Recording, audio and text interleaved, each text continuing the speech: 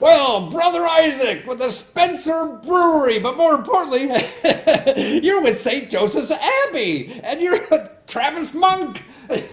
Became an entrepreneur. You guys have started this brewery, to really finance your good works and yourself. I mean, you're the ultimate entrepreneur, doing good and making money. But you're making money so you can do more good, aren't you?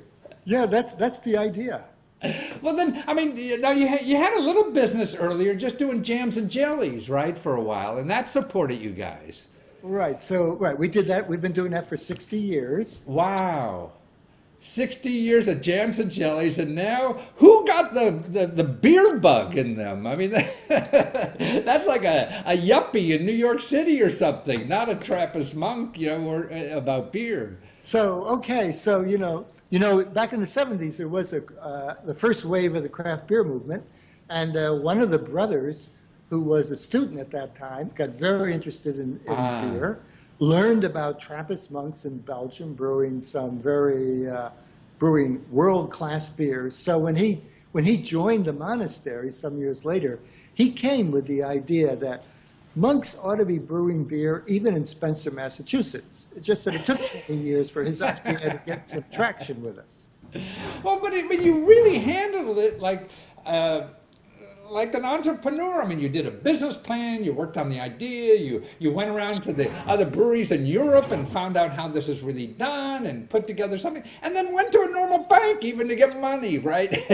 You went to a normal bank. Yeah.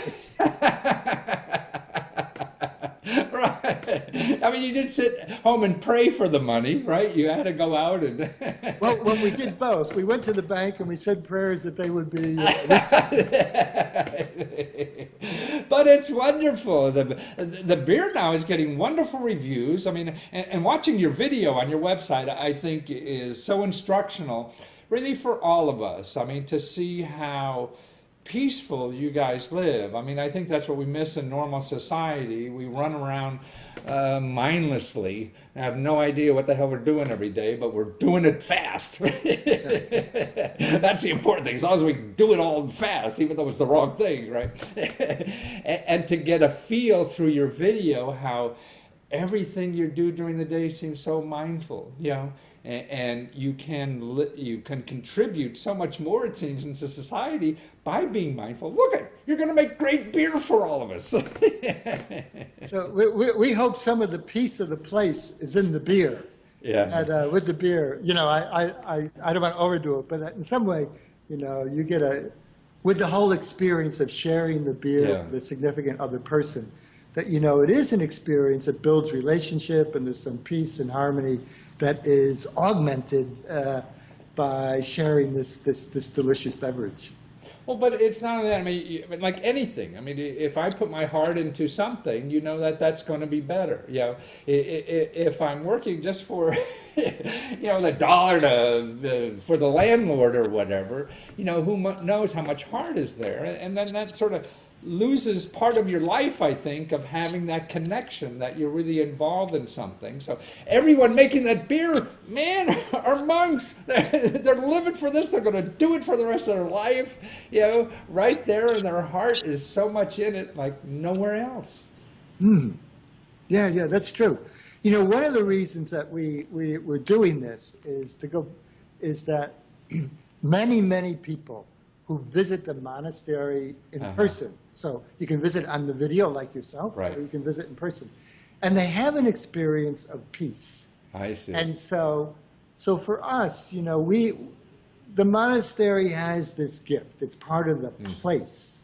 And we live here, and it's our turn to receive it, to hold it, and to hand it on. So by getting into this little business project, we're hoping that we're sufficiently successful that the monastic life can continue here for a long time, and that the very interesting and diverse kinds of people and groups of people who visit here, the monastery will continue to be there as this kind of little anchor in a very busy world, where they say, here's here's my spiritual base, or here's my home base where I can go or mentally go or digitally visit, and it renews that sense of Yeah. peace.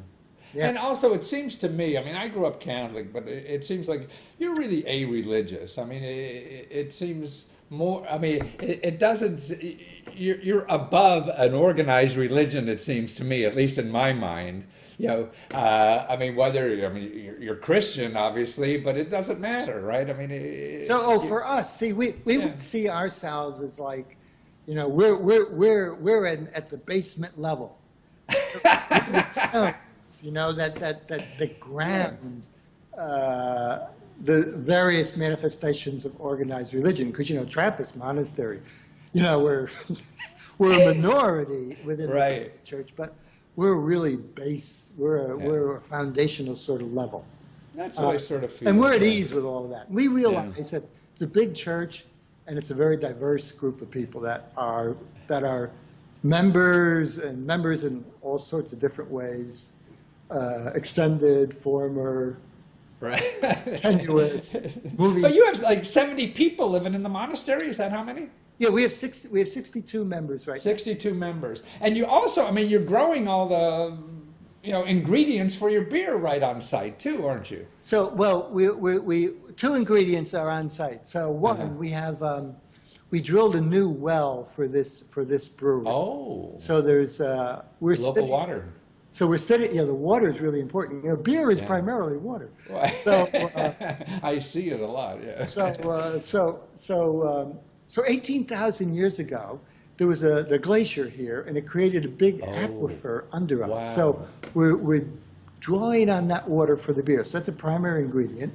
And then, as an experiment, we do have an experimental barley field, a 10-acre barley field. We're working with the University of Massachusetts to try to learn how to grow brewing quality barley here. Wow.